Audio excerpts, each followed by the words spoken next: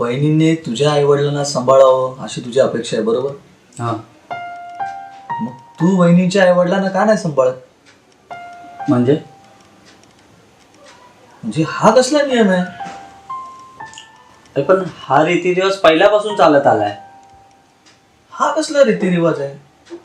बायकोने नवऱ्याच्या आईवडिलांना सांभाळायचं आणि तिच्या आईवडिलांना नवऱ्याने नाही सांभाळायचं.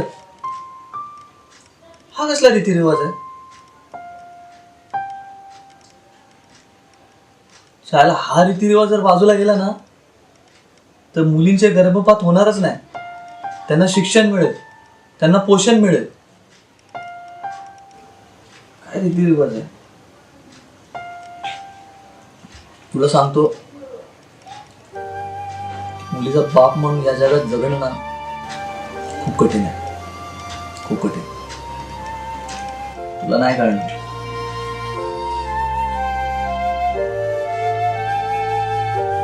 पण ते जाऊ दे, तू आधी पार्टी कसली दिली?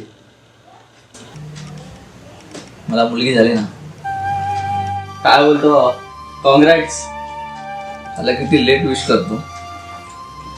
पण खुश आहेस ना? खूप खुश आहे, खूप खुश. टेन्शन फक्त हे आजच्या जगाचं आहे जरे.